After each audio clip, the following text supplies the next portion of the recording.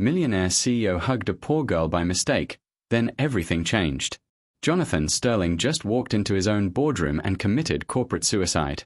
Environmental projects over profit margins, he declared to investors worth $500 million. They stared like he'd lost his mind. Maybe he had. Because 48 hours ago, he'd met a brilliant woman digging through dumpsters, and she'd shattered every lie he'd told himself about success. In 72 hours, he'd either destroy everything he'd built, or discover that some mistakes are worth making. Before we get deep into the story, please let me know in the comment where you're watching from. Hit subscribe if you're hooked in and ready to enjoy this story, because tomorrow, I have another beautiful story to share with you and I don't want you to miss it for anything. Now, let's get into the story. The 42nd floor of the Meridian Tower hummed with the quiet efficiency of wealth. Through floor-to-ceiling windows, Manhattan sprawled below like a circuit board of ambition, each light representing someone's dream, someone's struggle, someone's victory or defeat. But Jonathan Sterling rarely looked down anymore. His corner office was a monument to achievement, mahogany desk imported from Italy, awards lining custom shelves, and a view that cost more per square foot than most people made in a year. At 34, Jonathan had built Sterling Enterprises from a small tech startup into a billion-dollar empire. Forbes had called him the golden boy of Silicon East. Wall Street Journal dubbed him unstoppable. But success, he'd learned, was a peculiar prison. Jonathan stood at his window, adjusting his Armani cufflinks, a nervous habit he developed during board meetings. His reflection stared back, sharp jawline, perfectly styled brown hair, eyes the color of winter storms. Everything about him screamed success, from his hand-tailored navy suit to his Swiss watch that cost more than most cars. Mr. Sterling. His assistant's voice crackled through the intercom. The Branson meeting has been moved to 3 p.m. Fine, he replied without turning. The word came out harsher than intended, but Jonathan had long ago stopped apologizing for his tone. Politeness was a luxury he couldn't afford in a world where sharks circled constantly, waiting for any sign of weakness. His father had taught him that, right before the old man died and left Jonathan an empire to run at 26. What do you think drives someone to build walls so high that even success can't fill the emptiness inside? Have you ever felt isolated by your own achievements? 3 blocks away, in the shadow of those same gleaming towers, Aisha Washington crouched beside a dumpster, her fingers working quickly through discarded vegetables. The morning sun hadn't yet burned away the October chill, and her thin jacket, donated from a church clothing drive 6 months ago, barely kept the cold at bay. At 28, Aisha had the kind of quiet beauty that poverty couldn't quite erase. Her dark skin held a natural luminescence despite the weariness etched around her eyes. Her hair, though carefully braided with whatever scraps of thread she could find, framed a face that spoke of intelligence and dignity that circumstances couldn't strip away. She found 3 apples with only minor bruises and a bag of day-old bread. It wasn't much, but it would keep her fed for 2 days if she was careful. The shelter had run out of beds again last night, so she'd spent the hours huddled in a 24-hour laundromat, pretending to wait for her clothes to finish while catching fragments of sleep in the plastic chairs. Aisha had once been Dr. Aisha Washington, Ph.D. in environmental engineering from Columbia, published researcher, woman who was going to change the world. That was before the company went bankrupt, before her research funding disappeared, before medical bills from her mother's cancer treatment consumed everything. Before pride kept her from asking for help until it was too late. Now she was just another invisible face in a city full of them. Standing slowly, Aisha brushed dirt from her jeans and glanced up at the towers surrounding her. Somewhere in those buildings, people were making decisions that affected thousands of lives without ever knowing the faces attached to those lives. They lived in a different world, one where problems could be solved with money, where security was a given, where warmth and food weren't daily concerns. She'd been one of them once. The irony wasn't lost on her. The Sterling Enterprises building loomed directly ahead, its glass facade reflecting the morning sky like a mirror. Aisha had walked past it hundreds of times, but today something made her pause. Through the pristine lobby windows, she could see men and women in expensive suits moving with purpose, their faces set in expressions of importance. A memory flickered, her own days in corporate offices, the weight of responsibility, the addictive rush of making decisions that mattered. She'd worn suits like that once, carried herself with that same air of untouchable confidence. "Hey, you can't loiter here." Aisha turned to find a security guard approaching, his hand resting casually on his radio. She'd become familiar with that look, the way eyes would slide over her worn clothes, the assumption in their voice. "I'm not loitering," she said quietly. "Just walking." The guard's expression softened slightly at her voice, educated, articulate, unexpected. But only slightly. "Well, keep walking then. This is a business district." Aisha nodded and moved on, clutching her small bag of salvaged food. As she walked, she caught her reflection in the building's windows, a ghost of who she used to be, haunting the spaces where she once belonged. Back on the 42nd floor, Jonathan Sterling was preparing for a day that would look exactly like every other day. Conference calls with Tokyo. Merger documents to review. Quarterly projections to analyze. Each task performed with mechanical precision. Each decision made with calculated detachment. He'd learned long ago that emotion was the enemy of good business. His father had drilled that into him during those brutal teenage years when grief over his mother's death had threatened to consume them both. "Feel later," Richard Sterling used to say. "Think now." Jonathan had become very good at thinking. So good that feeling had become foreign territory. His phone buzzed with a text from his personal trainer. "Missed workout again. Everything okay?" Jonathan deleted it without responding. Sleep had been elusive lately, had been for months, actually. He'd lie in his penthouse apartment, staring at the ceiling, trying to identify the source of the restlessness that gnawed at him. He had everything a man could want: money, power, respect, a social circle full of influential people who hung on his every word. So why did he feel so empty? The morning passed in its usual blur of meetings and phone calls. Jonathan moved through them like a machine, making decisions worth millions with the same emotional investment others might put into choosing breakfast cereal.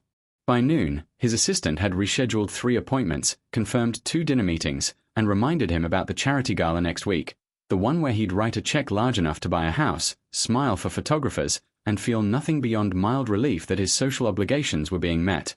It was during his lunch break, eaten alone at his desk while reviewing contracts, that something shifted.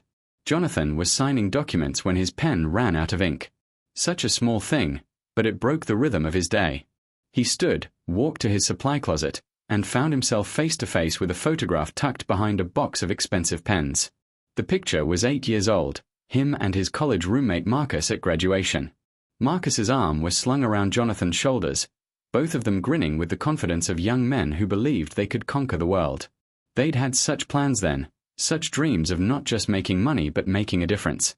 Marcus had joined the Peace Corps. Jonathan had joined the family business. They'd lost touch 5 years ago when Marcus moved to Guatemala to build schools. The last Jonathan had heard, his old friend was happy, genuinely happy in a way that didn't require quarterly reports or stock prices to measure. Jonathan touched the glass frame, remembering what it felt like to laugh like that, to believe in something beyond profit margins and market share, to care about more than just winning. When had he stopped caring? His reflection stared back from the photograph's glass, superimposed over his younger self's face. Same features, same expensive education, same DNA. But the eyes were different. The man in the photograph had hope. The man in the reflection had what? Success. Security. Satisfaction. None of those words felt right. The intercom buzzed. "Mr. Sterling, the Branson meeting is in 30 minutes. "I'll be right there," he said, carefully replacing the photograph. But as he straightened his tie and gathered his files, Jonathan couldn't shake the feeling that something was missing from his life, something that all his money and power couldn't buy. He just couldn't name what it was. 23 floors below, Aisha was having her own moment of reckoning. She'd spent the afternoon in the public library, using their computers to search for jobs, knowing that her outdated address at the shelter would likely disqualify her before any interview. The applications asked for references, employment history, stable housing, all things that had become foreign concepts in her current reality. Still, she filled them out. Hope was sometimes all that separated her from complete despair. As closing time approached, Aisha gathered her few possessions and prepared to face another night of uncertainty. The shelter had a lottery system for beds, and she hadn't been drawn in 3 days. The churches sometimes opened their doors when temperatures dropped, but October nights weren't cold enough yet to qualify for emergency housing.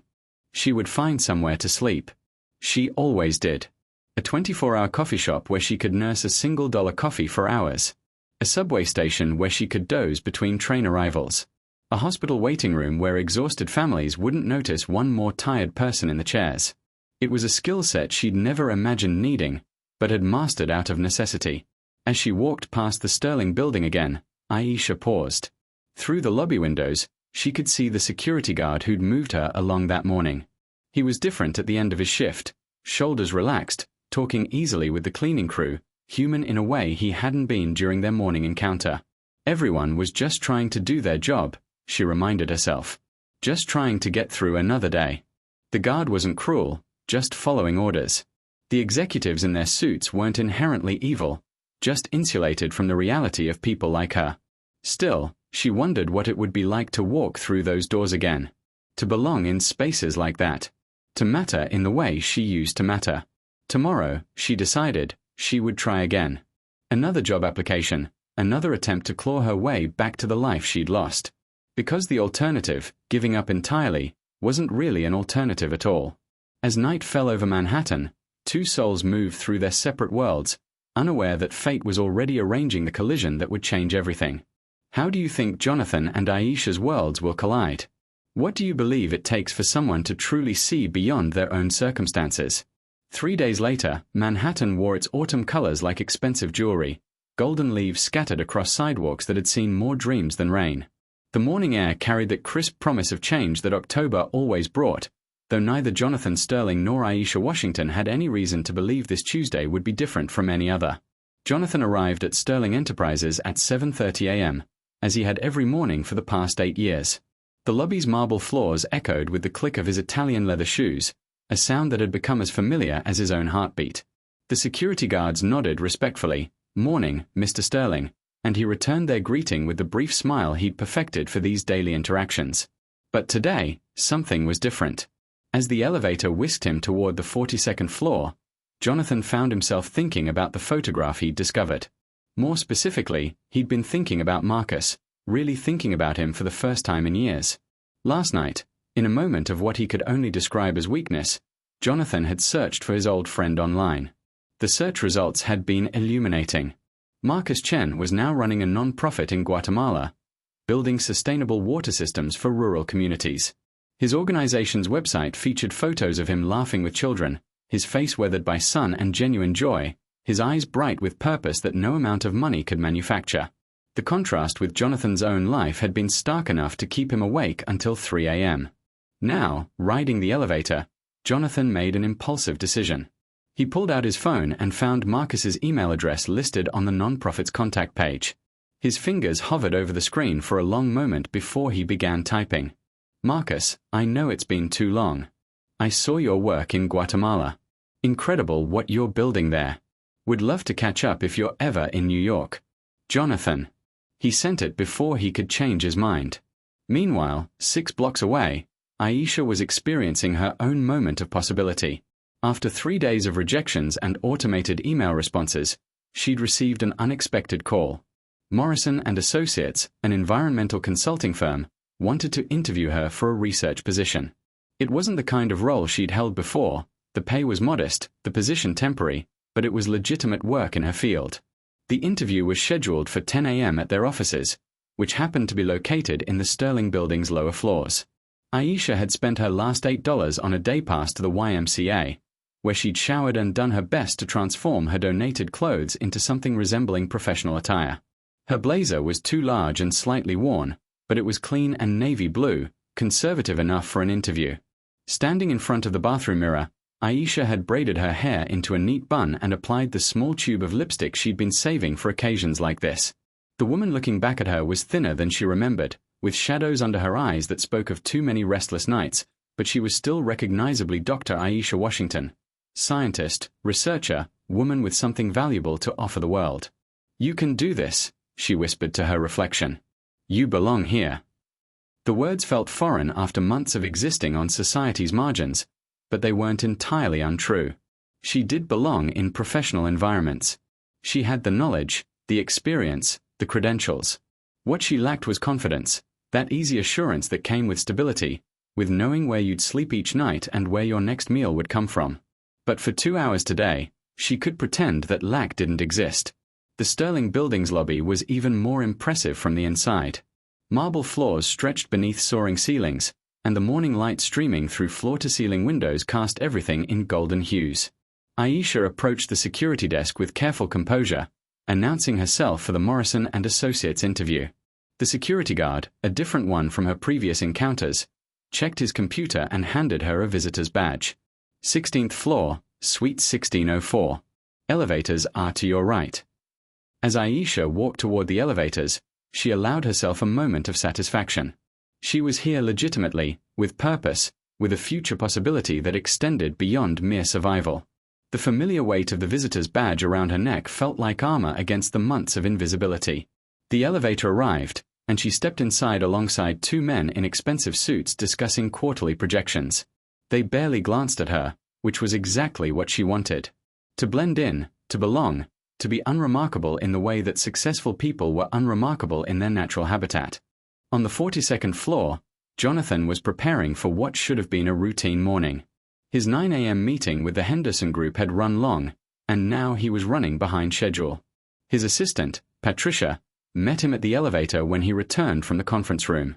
"Your 10:30 with Davidson Industries called," she said, matching his quick pace down the hallway. "They want to move it to 11:15. And your accountant needs to review the quarterly reports before the board meeting." "Fine. What about the charity gala proposal?" "On your desk. The Riverside Children's Foundation is requesting a $50,000 sponsorship for their autism awareness program." Jonathan nodded absently. $50,000, the amount Aisha had spent months trying to earn through temp work and odd jobs, an amount that would transform her life, was to him a line item requiring less consideration than his morning coffee order. But today, for reasons he couldn't quite articulate, the number stuck with him. "What kind of programs do they run?" he asked, stopping outside his office door. Patricia looked surprised. Usually, Jonathan approved charitable donations without discussion, treating them as business expenses that came with social obligations and tax benefits. His sudden interest in details was unprecedented. Let me check," she said, consulting her tablet. "Educational support, therapy programs, family counseling services.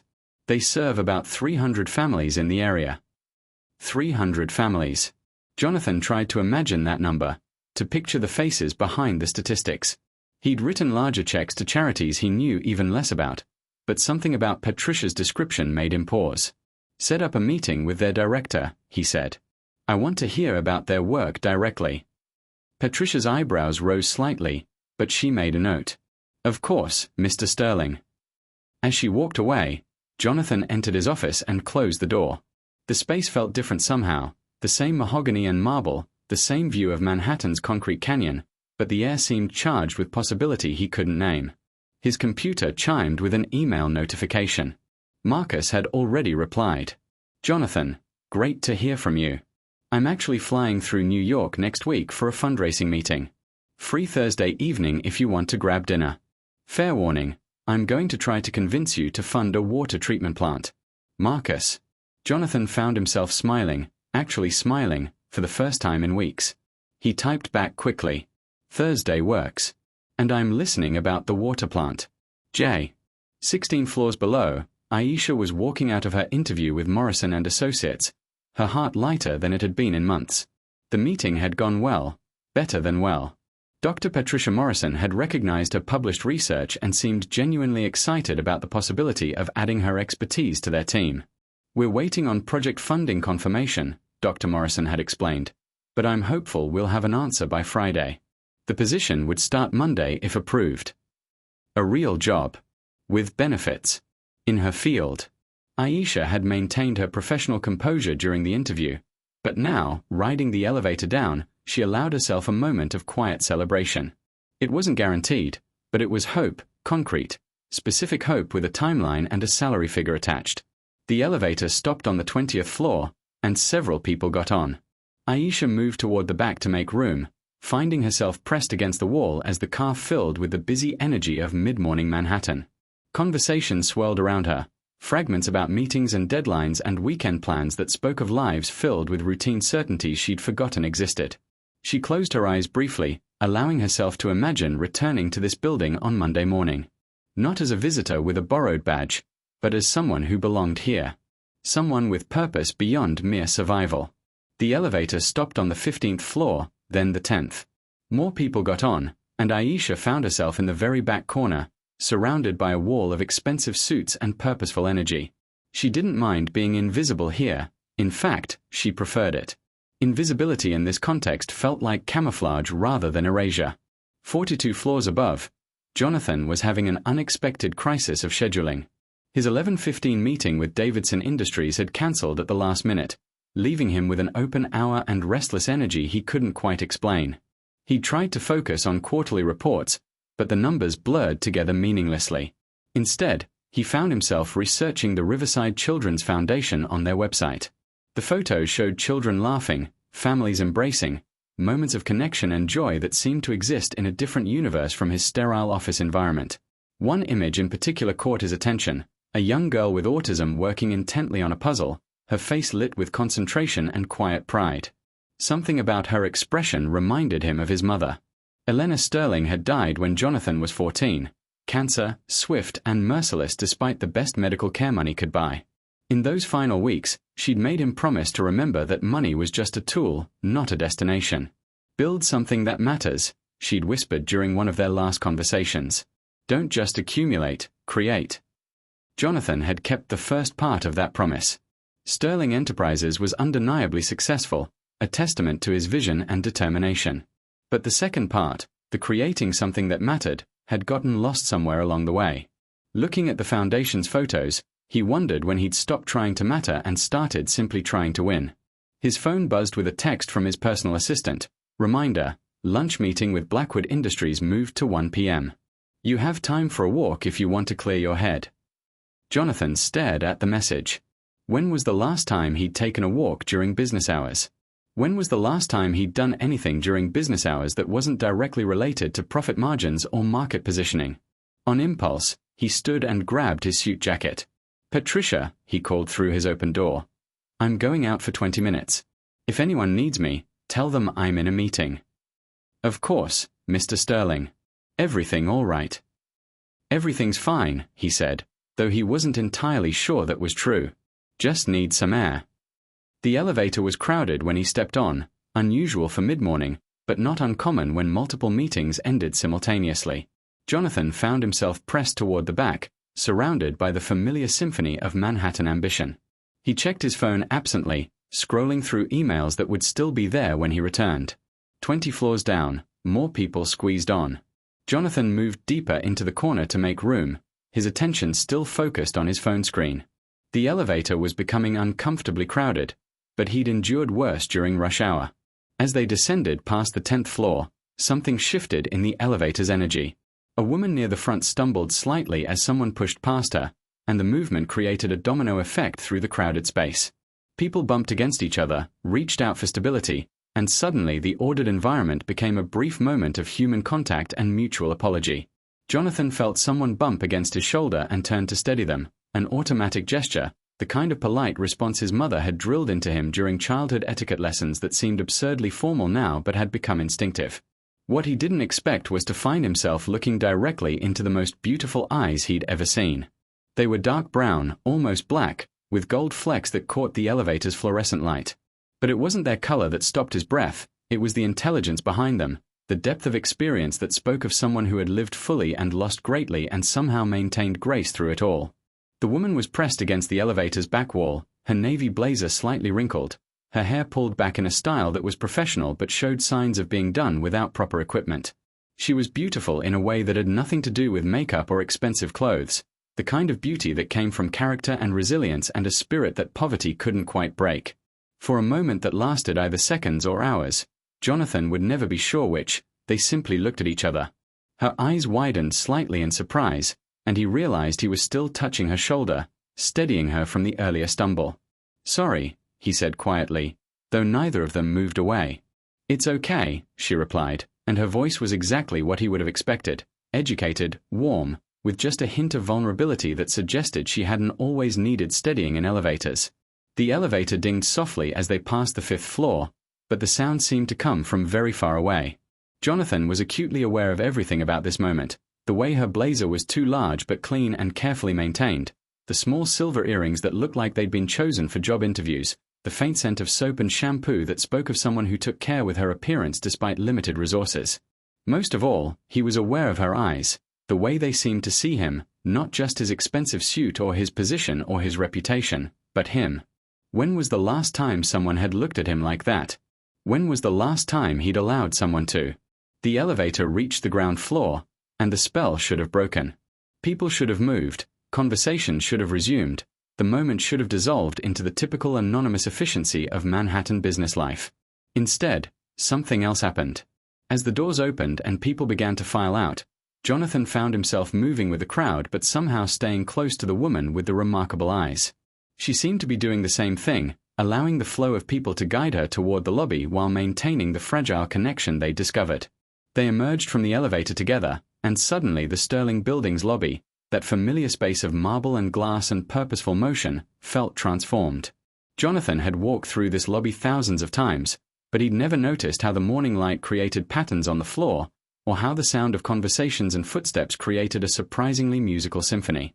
He'd also never noticed how someone could look both completely at home and utterly out of place in the same moment.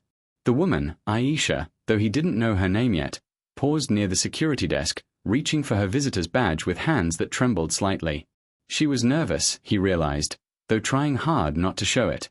Whatever had brought her to this building, it mattered to her in a way that went beyond casual business. What do you think happens when two people from completely different worlds suddenly see each other, really see each other, for the first time? Can a single moment of genuine connection change everything? Jonathan should have walked away. Should have headed for the building's exit and his planned walk. Should have returned to his office and his scheduled meetings and his carefully ordered life. That's what successful CEOs did.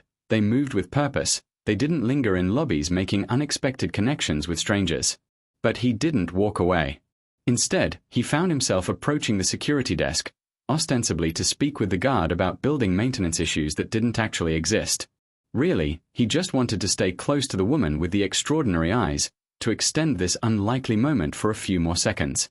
Aisha was struggling with her visitor's badge. The clip had caught on her blazer's fabric, and she was trying to remove it without damaging either the badge or her carefully maintained interview outfit.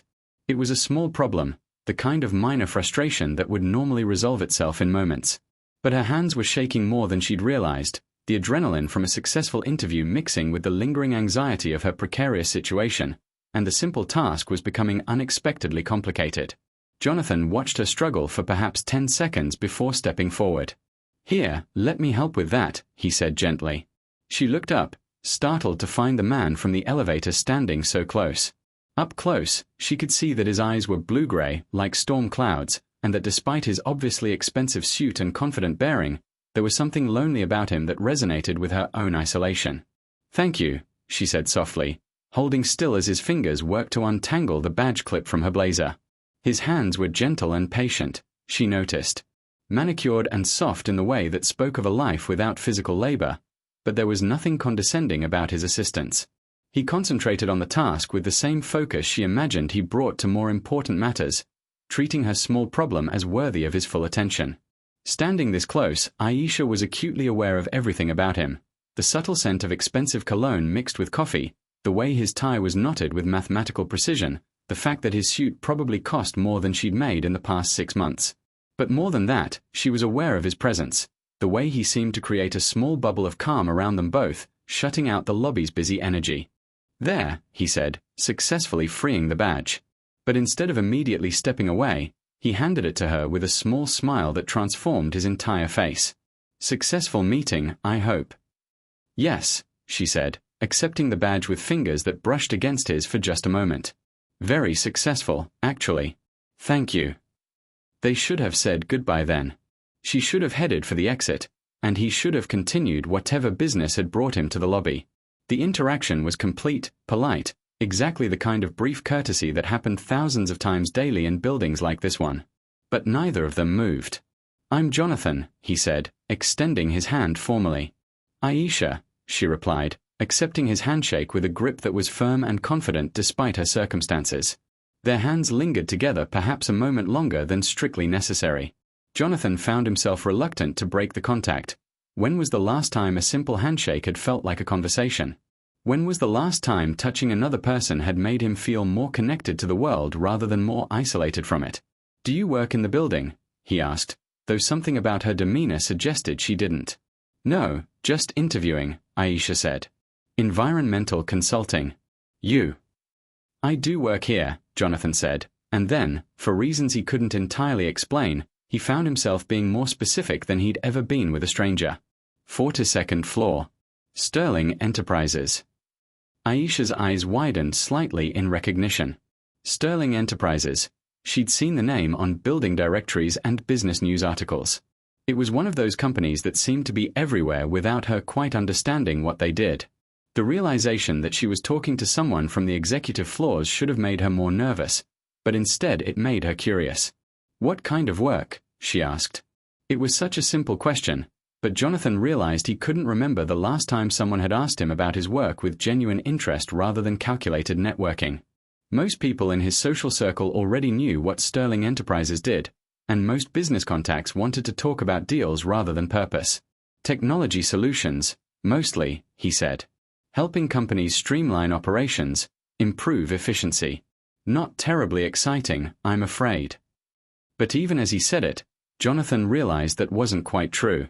Sterling Enterprises had started with genuinely innovative ideas about how technology could solve real problems. Somewhere along the way, it had become more about acquiring competitors and maximizing shareholder value, but the original vision had been about making things better. Efficiency can be exciting, Aisha said with a smile that reached her eyes. Especially if it's helping solve problems that matter. The comment was casual, but it hit Jonathan like a revelation. When was the last time he'd thought about whether the problems he was solving actually mattered? When had profit become more important than purpose? What kind of environmental work? He asked, genuinely curious. Water systems, primarily, Aisha said, and for the first time since arriving at the building, she felt completely comfortable. This was her territory, the work she'd trained for, the expertise that circumstances couldn't erase. Sustainable treatment solutions, contamination remediation, resource conservation. There's so much we could be doing better if companies were willing to invest in long-term thinking instead of quarterly profits. Jonathan felt something shift in his chest. Here was someone who talked about work the way he'd once dreamed of talking about it, as if it mattered, as if the day-to-day tasks connected to something larger and more meaningful than financial statements. That sounds like it makes a real difference, he said. It could, Aisha replied, then caught herself. She'd been speaking with the confidence of her former life, when she'd had resources and platforms and the luxury of thinking beyond survival. I mean, I hope it will. If I get the position. The moment of vulnerability in her voice, the acknowledgement that this opportunity wasn't guaranteed, that she needed this job in a way that went beyond career advancement, touched something in Jonathan that had been dormant for years. When was the last time he'd needed anything that desperately? When was the last time an opportunity had mattered to him beyond its effect on his already substantial portfolio? They were standing in the middle of a busy lobby, surrounded by the constant flow of Manhattan business life. But for Jonathan, everything else had faded into background noise. This woman, Aisha, was talking about work with passion and purpose, and he found himself hungry for that kind of meaning in his own life. I'm sure it will work out, he said, and meant it in a way that surprised him. Thank you, she said softly. That's kind of you to say. Another pause, longer this time. The conversation had reached its natural conclusion, but neither seemed eager to end it.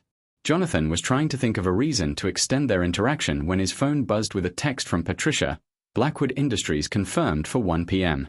Also, Marcus Chen called about dinner Thursday. Should I make a reservation?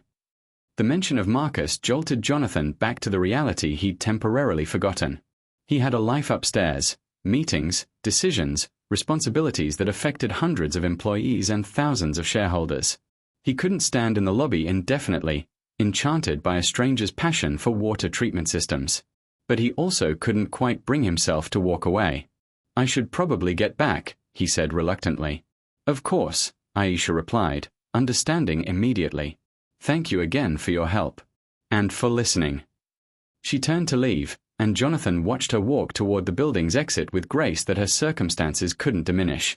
Everything about her spoke of resilience and dignity. The straight line of her shoulders, the measured pace of her steps, the way she nodded politely to the security guard as she passed. Halfway to the door, she paused and looked back.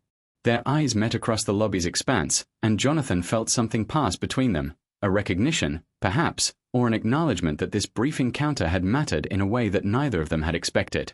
Then she was gone, disappearing into the flow of Manhattan pedestrians, leaving Jonathan standing in a lobby that suddenly felt much larger and emptier than it had moments before. He stood there for a long moment, processing what had just happened. In 10 minutes of conversation, a complete stranger had reminded him of things he'd forgotten about himself. That work could be meaningful, that passion was more valuable than profit, that human connection was worth pausing for even when schedules demanded otherwise. More than that, she'd looked at him, not at his title or his net worth or his position in Forbes' annual rankings, but at him. And in her eyes, he'd seen reflected not the successful CEO the world expected him to be, but the man he'd once hoped to become. Jonathan pulled out his phone and scrolled to Marcus's contact information. His old friend's dinner invitation suddenly felt like more than social obligation. It felt like an opportunity to remember who he'd been before success had insulated him from meaning. As he walked toward the elevator, Jonathan couldn't shake the feeling that something fundamental had shifted. He was returning to the same office, the same responsibilities, the same carefully ordered life, but he was somehow different. The conversation with Aisha had opened a door in his mind that he hadn't even realized was closed. On the street outside, Aisha was having her own moment of reflection. The interview had gone well, but it was the unexpected conversation with Jonathan that lingered in her thoughts. There had been something about him. Beneath the expensive suit and obvious success, she'd sensed a loneliness that mirrored her own isolation. More importantly, he'd listened to her talk about environmental work with genuine interest, as if her expertise mattered independent of her current circumstances. It had been months since anyone had engaged with her as Dr. Aisha Washington rather than just another person struggling to survive. For a few minutes, standing in that marble lobby, she'd felt like herself again. As she walked toward the subway, Aisha found herself thinking about the way Jonathan had helped with her visitor's badge. Patiently, without condescension, as if a small problem deserved careful attention. It was such a minor gesture, but it had made her feel seen in a way that went beyond mere politeness. She wondered what kind of work he really did on the 42nd floor, whether he found meaning in it, whether he ever felt as disconnected from purpose as she'd felt connected to it during their brief conversation. Most of all, she wondered if their paths would cross again, and whether they would recognize each other if they did. Neither Jonathan nor Aisha could have predicted that a simple elevator ride would create such a profound shift in their understanding of themselves and their possibilities. But sometimes the most significant changes begin with the smallest moments: a helping hand, a genuine question, a few minutes of seeing and being seen. Both of them returned to their separate lives, but they carried something new with them: the memory of unexpected connection and the tantalizing possibility that meaning could emerge from the most unlikely encounters. In a city of 8 million strangers, they had briefly become something more to each other. That transformation, once begun, would prove impossible to undo. The rest of Tuesday passed differently for both of them. Jonathan returned to his office with every intention of diving back into quarterly reports and merger documents, but found himself staring out his window instead. The view of Manhattan that had once symbolized conquest now seemed like a barrier. 42 floors separating him from the street level where real life happened, where people like Aisha moved through their days with purpose that wasn't measured in stock prices. He'd had thousands of brief encounters with strangers over the years. Networking events, charity galas, business conferences. His life was full of conversations that followed predictable scripts about markets and opportunities and mutual benefit. But 10 minutes in a lobby had reminded him what it felt like to talk with someone who cared more about solving problems than accumulating wealth. His phone buzzed with a call from Davidson Industries, the meeting that had been rescheduled and rescheduled again. Jonathan let it go to voicemail, something he'd never done before with a potential client worth millions in annual contracts.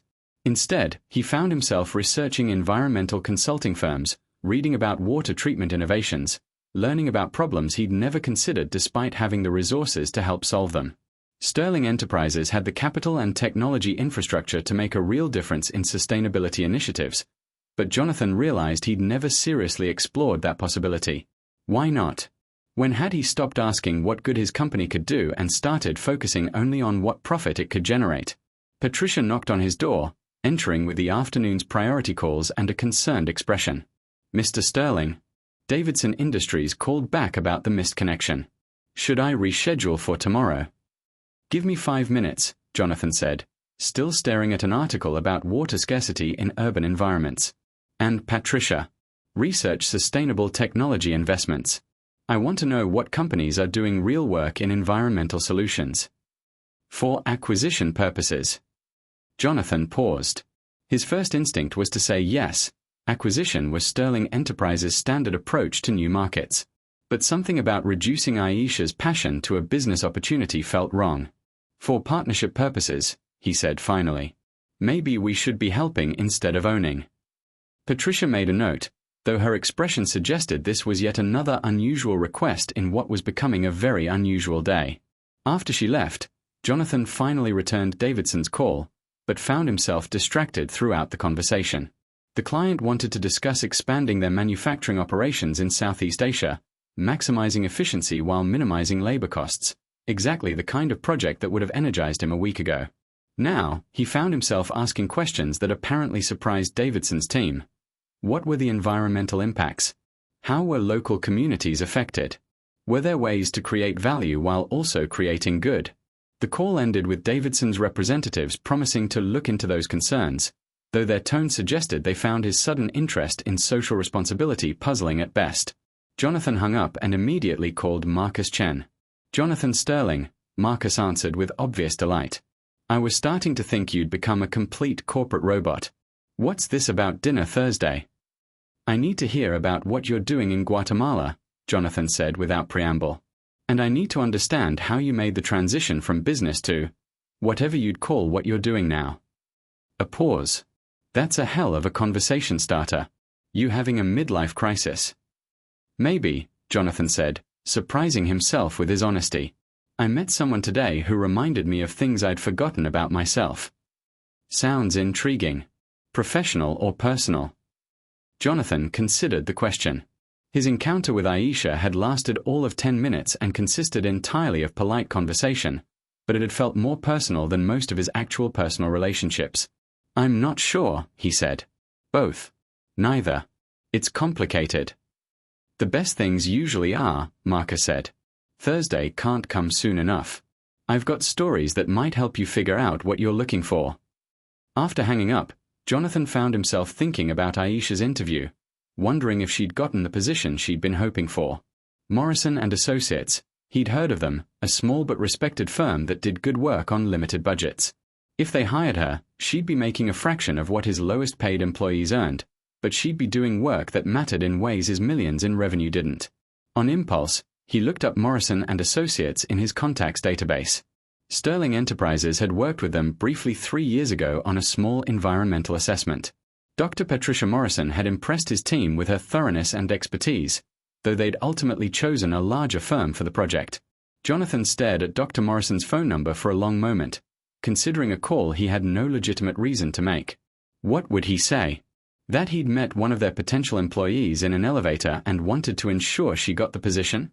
That a 10-minute conversation had made him question his company's entire approach to business? He didn't make the call, but he didn't delete the number either. Meanwhile, Aisha was discovering that hope could be more exhausting than despair. The interview had gone well, she was confident about that, but confidence didn't translate into certainty, and uncertainty meant another night of not knowing where she'd sleep or whether tomorrow would bring opportunity or just another day of survival. She'd spent the afternoon at the library, using their computers to research Morrison and Associates more thoroughly. Dr. Morrison's background was impressive. Columbia PhD, published researcher, someone who'd built a successful practice focusing on sustainable solutions for urban environments. The kind of woman Aisha had once expected to become, before circumstances had derailed her career trajectory. The position they'd discussed was temporary, just 6 months of funding for a specific water quality project, but it represented more than employment. It was a chance to use her education again, to contribute something meaningful, to remember what it felt like to be valued for her mind rather than pitted for her circumstances. As evening approached, Aisha faced the familiar challenge of finding somewhere safe to spend the night. The shelter's lottery system had failed her again, and the October air was cooling toward frost, not cold enough for emergency housing, but uncomfortable enough to make sleeping outdoors genuinely miserable. She'd identified several options: a 24-hour diner where she could nurse coffee and pretend to wait for someone, the hospital emergency room where she could claim minor symptoms and doze in the waiting room, a subway station where she could ride trains until morning, moving between cars to avoid detection. None of them were ideal, but all of them were survivable. She'd learned to measure success in terms of making it through another night, another day, another week without giving up entirely. But tonight felt different, charged with possibility in a way that made the uncertainty more difficult to bear. If Dr. Morrison called with good news, everything could change. A steady income, however modest, would mean an apartment, stability, the chance to rebuild the life she'd lost piece by piece. If Dr. Morrison didn't call, or if the call brought rejection, Aisha wasn't sure how much more hope she could sustain. She was walking past the Sterling building again. It had become part of her daily route between the library and the various places she spent her nights, when she saw him. Jonathan was standing outside the building's main entrance, not walking with purpose like most of the executives she'd observed, but simply standing, looking up at the building's facade as if seeing it for the first time. Even from a distance, she could see the tension in his shoulders, the way he held his phone but wasn't using it, the expression of someone working through a problem that couldn't be solved with money or corporate strategy. Aisha paused on the sidewalk opposite, watching him through the evening crowd. She should keep walking. Their morning conversation had been pleasant but brief, and approaching him now would cross some unspoken boundary between polite strangers and something more complicated. But there was something about his posture, his obvious distraction, that spoke to her own sense of being unmoored. For all their differences in circumstances, they'd both seemed a little lost during their earlier conversation, searching for something they couldn't quite name. Before she could talk herself out of it, Aisha crossed the street. "Second thoughts about going back upstairs?" she asked, approaching him with a smile that she hoped looked more confident than she felt. Jonathan turned, and his face lit up with genuine pleasure at seeing her again.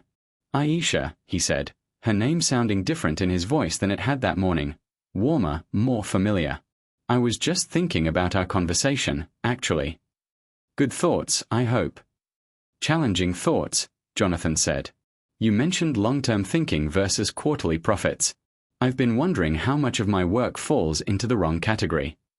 It was an unexpectedly personal admission, the kind of professional vulnerability that successful executives rarely acknowledged, especially to strangers. Aisha felt honored by his honesty, and intrigued by the possibility that their brief encounter had affected him as much as it had affected her. "That's a dangerous question for someone in your position to ask," she said lightly. "Maybe that's exactly why I need to ask it," Jonathan replied. "How did your afternoon go? Any word about the position?" "Not yet. Dr. Morrison said she'd have an answer by Friday, so I'm trying to be patient." Aisha paused, then decided to match his honesty with her own. "Patience isn't my strongest skill right now. I need this to work out more than I probably should admit." Something in her tone made Jonathan look at her more carefully. During their morning conversation, he'd sensed that the job mattered to her beyond normal career ambitions, but now he heard something deeper, a desperation that was carefully controlled but unmistakably real. "I'm sure it will," he said, though even as he spoke, he realized how inadequate the words were.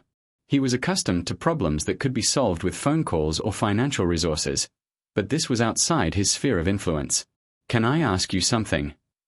Aisha said, then continued before he could respond. "What made you decide to go into business? Was it always about building something large, or did you start with different goals?" The question hit Jonathan unexpectedly. When was the last time someone had asked him about his motivations rather than his methods? When had he last thought about the idealistic college student who'd believed business could be a force for positive change? "I wanted to solve problems," he said slowly. "Technology problems, efficiency problems, systems that didn't work the way they should. My mother died when I was 14, and I remember thinking that if the right systems had been in place, if information had moved faster between specialists, if resources had been allocated more effectively." He trailed off, realizing he'd never spoken about his mother's death in terms of systemic failure before. "You wanted to fix the world," Aisha said softly. "Something like that. My father thought that was naive, but I believed it was possible. For a while." "What changed?" Jonathan considered the question seriously. "Success, I think. It became easier to measure progress in dollars than in problems solved. Easier to acquire companies than to improve them. Easier to satisfy shareholders than to satisfy conscience." They were standing on a busy Manhattan sidewalk, surrounded by the evening rush of people heading home from work, but the conversation felt intimate in a way that made their surroundings irrelevant. Aisha found herself thinking about her own journey from idealistic graduate student to pragmatic professional to desperate survivor. How circumstances could gradually erode the principles you'd once considered immutable. It's not too late, she said.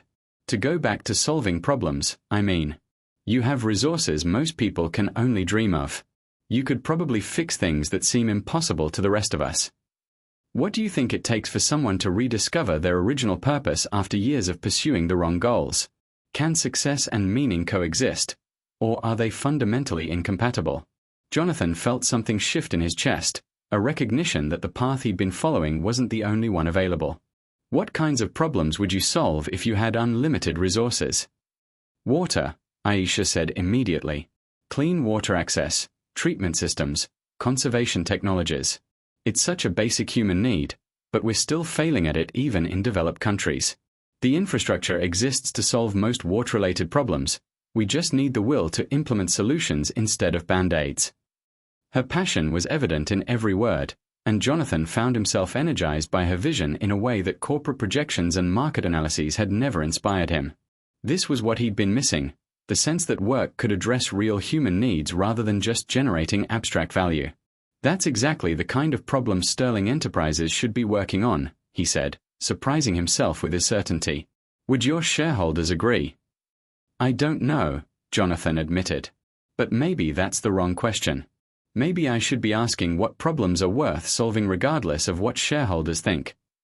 They walked slowly as they talked, neither of them acknowledging that they'd begun moving together along the sidewalk.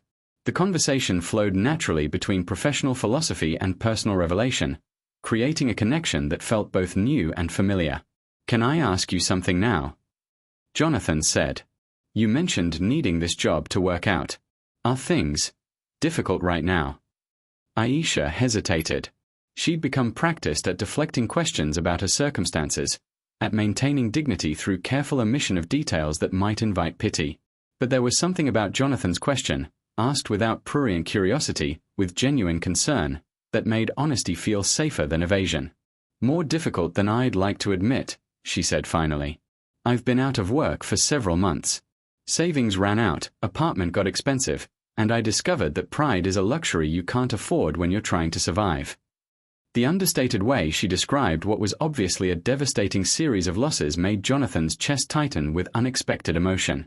He'd known people who'd faced financial setbacks, but they'd usually had safety nets, family resources, professional networks, accumulated assets that could be liquidated in emergencies. Something about Aisha's careful phrasing suggested she'd been navigating this crisis alone. I'm sorry, he said, meaning it in a way that went beyond polite sympathy. That must be incredibly stressful. Some days more than others, Aisha replied. But it's also taught me things about resilience I didn't know I needed to learn. And it's clarified what matters. Before this, I thought I needed a certain kind of success to be worthwhile. Now I know I just need the chance to use my skills to contribute something meaningful. They'd walked 3 blocks during their conversation, past coffee shops and boutiques, through the familiar rhythm of Manhattan evening life. Jonathan realized he was farther from his office than he'd intended to be, and later for his evening routine than was typical, but he couldn't bring himself to care. When was the last time he'd lost track of time during a conversation? When had he last felt engaged with another person's ideas and experiences rather than just waiting for his turn to speak? Would you like to get coffee? He asked impulsively. I mean, if you have time. I'd like to continue this conversation. Aisha felt a flutter of anxiety. Coffee meant spending money she didn't have, sitting in a place where her circumstances might become more obvious, extending an interaction that was already more personal than was probably wise given their different situations. But she also found herself reluctant to end their conversation. Jonathan was easy to talk with, genuinely interested in her ideas, and talking about environmental work with someone who might actually have the resources to implement solutions was intoxicating after months of feeling professionally invisible. I'd like that, she said, then added with careful honesty, though I should mention I'm being conservative with spending right now. My treat, Jonathan said immediately, then caught himself. If that's okay. I don't want to assume. It's okay, Aisha said, touched by his awareness that charity could be complicated even when needed. Thank you. They found a small cafe 2 blocks away, quiet enough for conversation but busy enough to provide the comfortable anonymity of urban spaces. Jonathan ordered an expensive espresso drink without thinking about the cost. Aisha chose tea and a pastry she wouldn't have been able to afford on her own, grateful for the chance to eat something substantial for the first time in 2 days. Sitting across from each other at a small table, the economic disparity between them was obvious but somehow less important than the intellectual connection they were discovering. Jonathan found himself talking about business philosophy and corporate responsibility in ways he hadn't since college, while Aisha shared her vision for sustainable urban development with the confidence of someone whose expertise was being genuinely valued. "You know what I keep thinking about," Jonathan said as their conversation evolved from professional to personal. "This morning in the elevator, you looked surprised when I offered to help with your badge. As if kindness was unexpected." Aisha stirred her tea thoughtfully. When you're in a vulnerable position, most interactions become transactional. People help because they want something, or they avoid helping because they don't want to get involved. Simple kindness without agenda becomes rare. "That's terrible," Jonathan said, then realized how naive he sounded. "I mean, I believe you. I just hadn't thought about it that way." "It's not terrible, exactly. It's just reality. Most people are dealing with their own problems. The difference is that some problems are visible and some aren't." Jonathan thought about his own problems: board pressures, market volatility, strategic decisions that affected thousands of jobs but felt abstract and manageable. None of them involved wondering where he'd sleep or whether he'd eat. None of them threatened his basic dignity or sense of self-worth. "What kinds of problems are invisible?" he asked. "Loneliness," Aisha said without hesitation. "The kind that comes from having everything society says should make you happy but feeling empty anyway. I imagine that's more common than people admit." The observation hit Jonathan like a physical impact. She'd identified something he'd never been able to articulate: the peculiar isolation of success, the way achievement could insulate you from meaningful connection until even victory felt hollow. "That's remarkably insightful," he said quietly. "I've had a lot of time to observe people lately," Aisha replied. "When you're on the outside looking in, you notice things that participants might miss." They talked until the cafe's evening crowd thinned and the staff began cleaning tables around them. The conversation meandered through topics they'd never discussed with strangers: childhood dreams, professional disappointments, the gap between who they'd thought they'd become and who they actually were. As closing time approached, reality began to intrude. Jonathan would return to his penthouse apartment, order dinner from an expensive restaurant, and spend the evening reviewing reports in solitude that felt comfortable because it was chosen. Aisha would begin another night of uncertainty, searching for safe spaces and counting hours until morning. The contrast should have made their connection impossible, but somehow it made it more profound. They were both searching for meaning in lives that had somehow diverged from their original intentions, both questioning whether the paths they were on could lead to the destinations they actually wanted to reach. "I should let you get back to your evening," Aisha said as the cafe staff's hints about closing became increasingly obvious. "I should get back," Jonathan agreed, though neither of them moved to leave. "This has been unexpected, in the best possible way." "For me too," Aisha said. "Thank you for the tea. And for listening. It's been a long time since I've had a conversation about work that wasn't about desperation." They stood to leave, and Jonathan felt the familiar anxiety of endings, the sense that something valuable was slipping away, that returning to their separate lives would somehow diminish what they'd shared. "Aisha," he said as they reached the cafe's door, "I know this might be presumptuous, but if the Morrison position doesn't work out, or if you'd be interested in other opportunities, Sterling Enterprises could use someone with your expertise. Environmental consulting, sustainability initiatives, the kinds of projects you were talking about." Aisha felt a complex mix of gratitude and caution. The offer was generous, probably sincere, and exactly the kind of opportunity she desperately needed. But it was also coming from someone she'd known for one day, based on conversations that had been more personal than professional. "That's incredibly kind," she said carefully. "Can I think about it?" "Of course," Jonathan said, though he sensed her hesitation and worried he'd overstepped. "I didn't mean to complicate things. I think you could do remarkable work with the right resources." "Thank you," Aisha said, and meant it. "Whatever happens with Morrison, I'm grateful you think I'm capable of remarkable work. I'd almost forgotten that about myself." They parted ways outside the cafe, Jonathan heading toward his apartment building, Aisha disappearing into the subway system. But both of them carried the conversation with them, along with the unsettling realization that a chance encounter had revealed aspects of themselves they'd thought were buried beyond recovery. For Jonathan, the evening had awakened a sense of possibility he'd thought was lost forever. The idea that business could be about more than accumulation, that success could include meaning as well as money. For Aisha, it had restored something equally valuable, the memory of who she'd been before circumstances had reduced her to mere survival, and the hope that she might become that person again. Neither of them could have predicted how profoundly their lives would become intertwined, or how much they would each need the perspective the other could provide. But as they moved through the city toward their very different nights, both of them were already changed by the possibility of connection they discovered. The question now was whether that possibility could survive the realities of their divergent worlds, or whether it would become just another beautiful thing that circumstances made impossible to sustain. Thursday arrived with the kind of crisp October morning that made Manhattan feel electric with possibility. The city wore its autumn colors like a promise that change was not only possible but inevitable, that even concrete and steel couldn't prevent the natural cycles of renewal and transformation. For Jonathan Sterling, Thursday meant dinner with Marcus and the conversation he'd been both anticipating and dreading for 3 days. For Aisha Washington, Thursday meant waiting for a phone call that would determine whether her life moved toward stability or deeper into uncertainty. Neither of them expected it to be the day everything changed forever.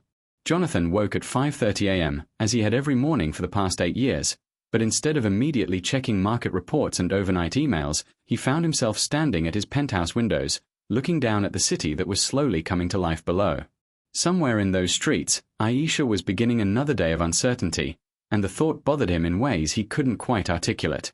Since their coffee conversation 2 days earlier, he'd found himself thinking about her constantly. Not in the way he might think about an attractive woman he'd met at a social function, though she was undeniably beautiful, but in a way that felt more profound and unsettling. She'd awakened something in him that had been dormant for years, genuine concern for another person's well-being, intellectual excitement about work that mattered, and a growing dissatisfaction with the hollow achievements that had defined his life. He'd spent Wednesday researching water treatment technologies and sustainable urban development, reading about problems he'd never considered despite having the resources to address them. The more he learned, the more he understood how much meaningful work Sterling Enterprises could be doing if he had the courage to redirect its focus. But courage, he was discovering, was more complicated when you had obligations to shareholders, employees, and board members who measured success solely in financial terms. His phone buzzed with a text from Marcus, "Looking forward to tonight. Fair warning, I'm bringing photos of the kids we're helping. Prepare to have your perspective shifted." Jonathan smiled, remembering his friend's gift for gentle manipulation in service of good causes. Marcus had always been the conscience of their college friend group, the one who asked inconvenient questions about whether their ambitious plans would actually make the world better. Tonight's conversation would be the first time in years that Jonathan would have to defend his life choices to someone whose opinion he genuinely respected. Across the city, Aisha was beginning her 3rd sleepless night in 4 days. She'd managed to secure a bed at the shelter Tuesday night, but Wednesday had found her back in the hospital waiting room, dozing fitfully in plastic chairs while pretending to wait for news about a fictional emergency contact. The uncertainty about Morrison and Associates was becoming unbearable. Dr. Morrison had promised an answer by Friday, but Thursday felt like a deadline of its own, the last day she could maintain hope before weekend silence extended her anxiety into another week. More troubling was her growing preoccupation with Jonathan Sterling and the unexpected job offer he'd made outside the cafe. She'd replayed their conversation dozens of times, analyzing his motivations and her own reactions, trying to understand whether his interest in her work was genuine or if she was projecting her own desperate need for professional validation onto a wealthy man's momentary curiosity. The rational part of her mind insisted that accepting help from someone she'd known for 2 days would be foolish and potentially dangerous. But desperation had a way of making foolish options look like the only alternatives to complete disaster. She was sitting in the library, ostensibly searching for additional job opportunities but actually staring at Morrison and Associates' website, when her phone rang with an unknown number. "Aisha Washington speaking," she answered, her heart racing. "Dr. Washington, this is Patricia Morrison. I hope I'm not calling too early." Aisha's hands began to shake. "Not at all, Dr. Morrison. Thank you for calling. I'm afraid I have disappointing news about the research position. The grant funding fell through yesterday, Apparently, the EPA shifted their priorities and our proposal no longer fits their current focus. I'm truly sorry. Your qualifications were impressive, and I was looking forward to working with you. The words hit Aisha like a physical blow, though she'd been preparing for this possibility since Tuesday. I understand, she managed to say. These things happen. Thank you for considering me. If other opportunities arise, I'll certainly keep you in mind. Your expertise in water systems is exactly what the field needs. After hanging up, Aisha sat motionless in the library chair, staring at her phone's dark screen. The rejection wasn't unexpected, but it felt devastating in a way that had little to do with lost employment and everything to do with lost hope. She'd been so close to reclaiming her professional identity, so ready to return to work that mattered. Now she was back to checking job boards for positions that wouldn't require references or stable housing, back to measuring time in terms of survival rather than contribution. For the first time since her circumstances had deteriorated, Aisha felt truly defeated. Meanwhile, Jonathan was having his own crisis of confidence in the Sterling Enterprises boardroom. The quarterly meeting with major shareholders was proceeding exactly as such meetings always did. Charts showing revenue growth, projections promising continued expansion, strategic initiatives designed to maximize return on investment. But today, instead of feeling energized by the company's success, Jonathan found himself increasingly uncomfortable with the disconnect between Sterling's prosperity and its purpose. The Davidson Industries acquisition should close by December, he was saying to a room full of men and women whose primary concern was the effect on their portfolios. Their manufacturing operations in Southeast Asia will increase our efficiency margins by 18%. Board member Richard Blackwood nodded approvingly. What about environmental compliance costs? Are we factoring in potential regulatory changes? We're structured to meet current standards with minimal additional investment, Jonathan replied automatically, though the question made him think about his conversation with Aisha about long-term thinking versus quarterly profits. Current standards being the operative phrase, said another board member with a laugh that suggested environmental regulations were obstacles to be navigated rather than principles to be embraced. The casual dismissal of sustainability concerns would have passed without comment a week ago. Today, it made Jonathan's chest tighten with something that felt uncomfortably like shame. Actually, he heard himself saying, I've been thinking we should exceed current standards. Significantly. The room fell silent. Richard Blackwood's expression shifted from approval to concern. Exceed them how? Sustainable technology integration. Water treatment innovations. Carbon footprint reduction. Not because we're required to, but because it's the right thing to do and because there's growing market demand for genuinely responsible corporate practices. The silence extended long enough to become uncomfortable. Finally, Blackwood leaned forward with the expression of someone addressing a wayward child. Jonathan, I understand the appeal of feel-good initiatives, but our responsibility is to shareholders. Environmental projects rarely generate the returns our investors expect. What if they could? Jonathan asked, thinking about Aisha's passion for water system innovations and the problem she described that seemed solvable with sufficient resources. What if we could do good and do well simultaneously? That's a luxury we can consider after we've secured our market position, another board member interjected. Right now, we need to focus on maximizing value through proven strategies. Jonathan felt something crack inside his chest, not break exactly, but shift in a way that would be impossible to ignore. These were intelligent, successful people whose opinions he'd valued for years, but suddenly their priorities seemed not just wrong but actively harmful. With respect, he said quietly, I think our market position is secure enough to allow for some moral leadership. The meeting continued, but the damage was done. Jonathan could see the concern in board members' eyes, the subtle exchanges of glances that suggested his commitment to their shared vision was being questioned. By the time they adjourned, he knew he'd crossed a line that would be difficult to uncross. Walking back to his office, Jonathan felt simultaneously liberated and terrified. He'd finally said aloud what he'd been thinking since his conversation with Aisha, but saying it in a boardroom full of people whose approval his company depended on had been professional suicide. His phone buzzed with a text from Marcus, just landed. Still on for 7 p.m.? I have stories that are going to ruin you for corporate life.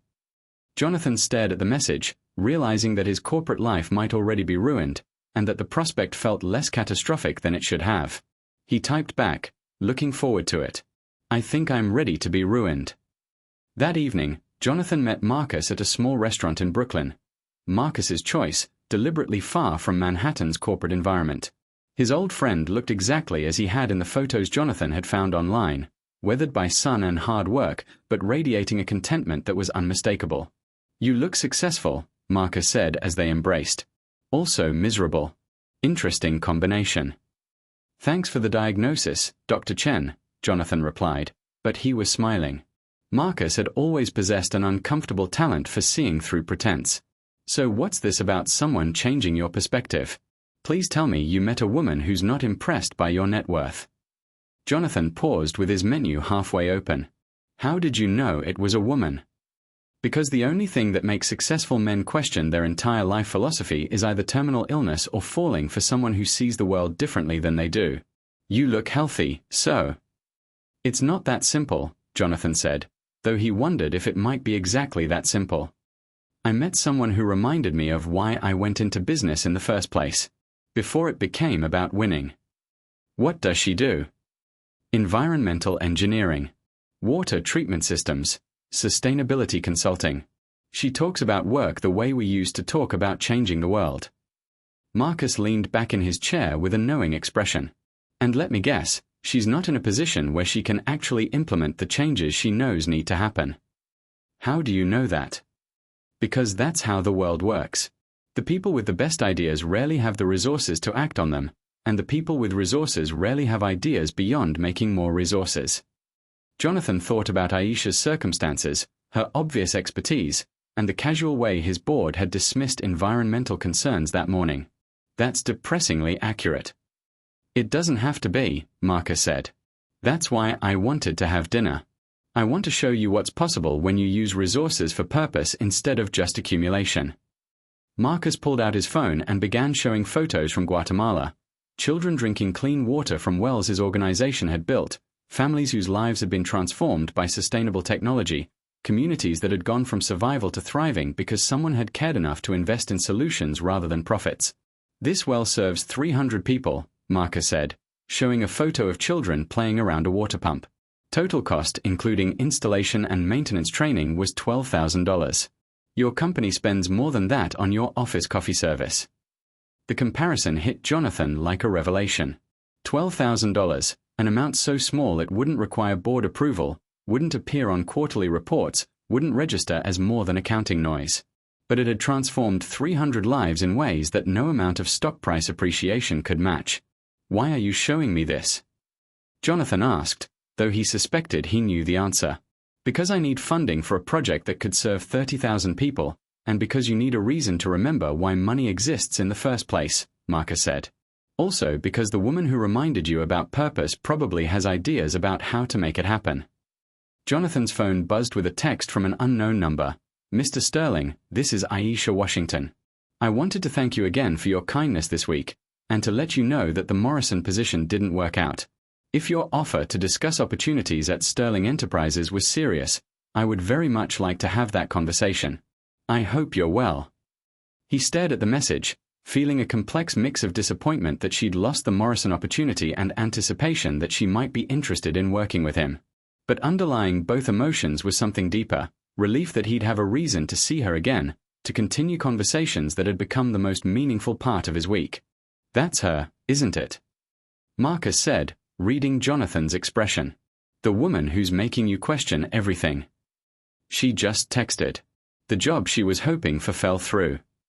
"And you offered her something with your company." "I did," Jonathan said. "Though after this morning's board meeting, I'm not sure what kind of authority I'll have to honor that offer." Marcus raised an eyebrow. "What happened this morning?" Jonathan described the quarterly meeting, his unexpected advocacy for environmental initiatives, and the board's obvious concern about his shifting priorities. As he spoke, he realized how much his perspective had changed in just a few days, how impossible it had become to discuss business as usual when he'd seen what passion for meaningful work looked like. "So you've got a choice to make," Marcus said when Jonathan finished. "You can apologize to the board, get back in line, and continue building wealth for people who already have more than they need. Or you can figure out how to use Sterling Enterprises to actually solve problems. The board won't support major changes in corporate philosophy." then maybe you need a different board. Or maybe you need to be willing to make changes without their support. The suggestion was radical in a way that should have been terrifying, but Jonathan found himself energized by the possibility.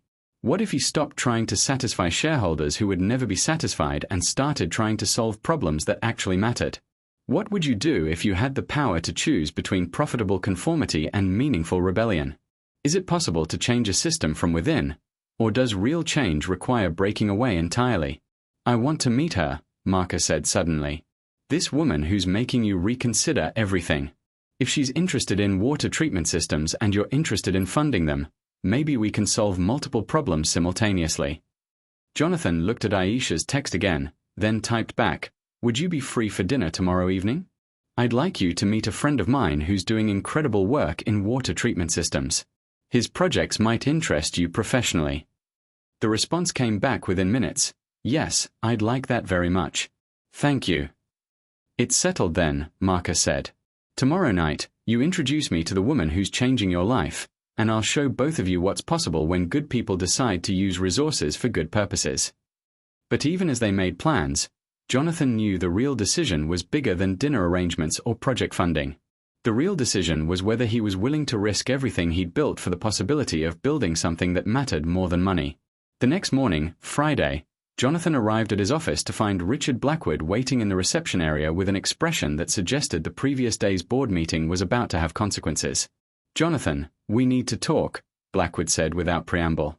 "The board is concerned about yesterday's discussion. Your sudden interest in environmental initiatives is being perceived as a lack of focus on our core mission. What if our core mission needs to evolve?" Jonathan asked, settling behind his desk with the calm that comes from having already made a difficult decision.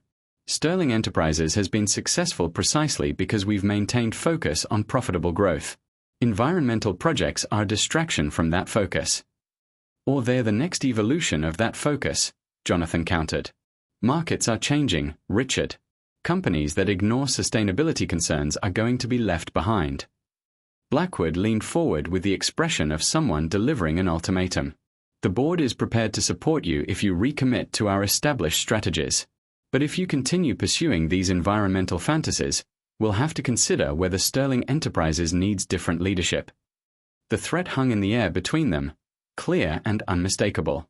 Jonathan had built Sterling Enterprises from nothing, but the board had the power to remove him if they believed his decisions threatened shareholder value.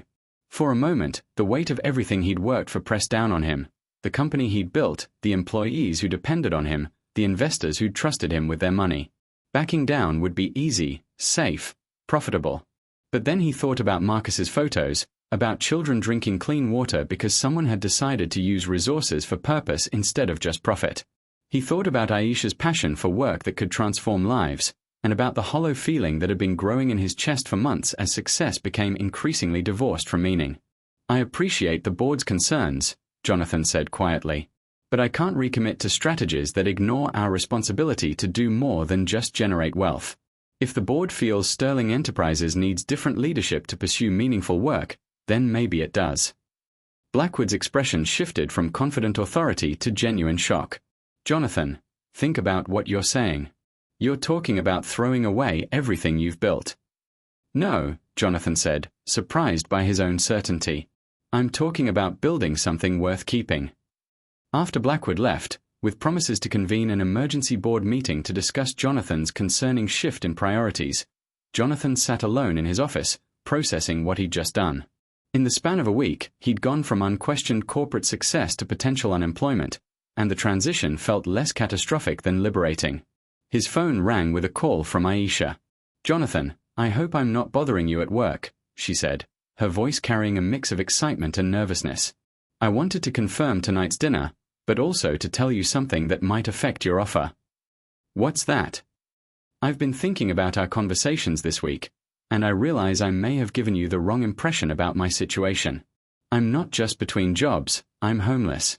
Have been for several months. I didn't want you to make any professional decisions based on incomplete information." Jonathan felt his chest tighten, not with discomfort at her revelation but with anger at circumstances that could reduce someone of her obvious intelligence and capability to such desperation. "Thank you for telling me," he said. But it doesn't change anything about the opportunity. If anything, it makes me more committed to finding ways Sterling Enterprises can support the kind of work you're passionate about. Even if Sterling Enterprises might not support that kind of work. The question was perceptive in a way that suggested she understood more about corporate politics than she'd let on. Especially then, Jonathan said. I've just had a conversation with my board that makes it clear we want different things. It's possible I'll be looking for new directions myself soon. A pause. Are you saying you might leave your own company? I'm saying I might not have a choice. But I'm also saying that might not be a bad thing. That evening, in a small restaurant that Marcus had chosen for its lack of pretense and abundance of good food, 3 people sat down to a dinner that would change all their lives. Aisha arrived first, wearing the same navy blazer she'd worn to her interview, but carrying herself with a confidence that hadn't been there earlier in the week. Her conversation with Jonathan that afternoon had lifted a weight she hadn't realized she'd been carrying, the burden of pretending her circumstances were different than they were. Jonathan arrived next, looking less polished than usual, his tie loosened and his expression carrying a mix of anxiety and excitement that suggested he was operating outside his comfort zone. Marcus arrived last, bringing with him the kind of energy that immediately made everyone else feel more relaxed. Within minutes, he had Aisha laughing at stories from Guatemala and Jonathan defending environmental initiatives with passion that surprised them all. So let me understand this correctly, Marcus said after they'd ordered dinner. Aisha, you're an expert in sustainable water treatment systems, currently between opportunities. Jonathan, you run a company with resources to fund major environmental projects, currently between boards. And both of you are questioning whether the traditional approaches to your respective fields are actually working. That's remarkably succinct, Aisha said. I've gotten good at identifying convergent problems, Marcus replied. What if I told you I have a project that could use both of your skills, that could serve thousands of people, and that doesn't require traditional corporate or academic structures? He pulled out his phone and showed them photos from his latest project, a collaboration with local communities in Guatemala to build decentralized water treatment systems that could serve rural areas without massive infrastructure investment. We've proven the technology works, Marcus explained. But scaling it requires expertise in system design and funding for implementation. Traditional NGO funding is limited, and government programs are slow. But private funding with genuine social commitment could transform this from a small pilot to a regional solution. Jonathan studied the photos, seeing immediately how the principles could be applied in urban environments. What kind of funding are we talking about? $2 million could serve 50,000 people over the next 3 years, Marcus said. It's not a loan or an investment in the traditional sense, it's using money to solve problems because the problems are worth solving. Aisha leaned forward, her professional excitement evident. The technology is brilliant, but have you considered how this could be adapted for urban water quality issues? The same principles could address contamination problems in American cities. That's exactly what I was hoping you'd see, Marcus said with a grin. Jonathan, meet your new Director of Sustainable Water Initiatives. Aisha, meet your new funding source. The suggestion hung in the air between them, radical and wonderful and terrifying in its simplicity. They could do this, step outside traditional structures, use resources to solve problems, create something that mattered more than profit margins or career advancement. There's just one problem, Jonathan said.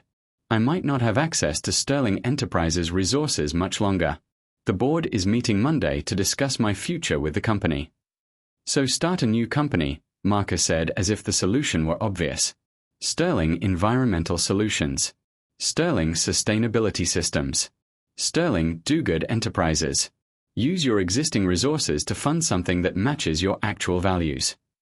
Jonathan felt something shift in his chest, not the crack he'd experienced during the board meeting, but something more profound.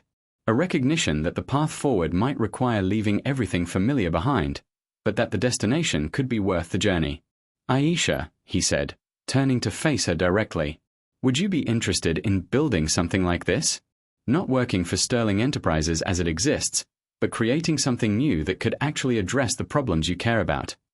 She looked at him for a long moment, seeing not just the successful businessman but the idealistic college student he'd described, the son who'd wanted to fix the systems that had failed his mother, the man who'd spent a week questioning everything he thought he knew about success. Yes, she said simply. I would be very interested in that. And in that moment, with Marcus beaming at them both and plans beginning to form around water treatment projects and sustainable funding models, Jonathan realized that the mistake referenced in his story's title wasn't about hugging the wrong person or misunderstanding someone's situation. The mistake had been thinking that success meant accumulating wealth instead of creating value, that achievement meant beating competitors instead of solving problems, that a meaningful life required choosing between financial security and moral purpose. The mistake had been believing he had to choose between who he was and who he wanted to become. But mistakes, he was learning, could be corrected. And sometimes the correction led to destinations more wonderful than the original plan had ever promised. The morning sun streamed through floor-to-ceiling windows of the new Sterling Water Solutions headquarters, casting golden patterns across reclaimed wood floors and walls lined with photographs from project sites around the world. It was a smaller space than Jonathan's former corporate offices, located in Brooklyn rather than Manhattan, but it hummed with the kind of energy that comes from work that matters. Aisha stood at the main conference table, presenting quarterly results to a room full of people who measured success in lives changed rather than dollars accumulated.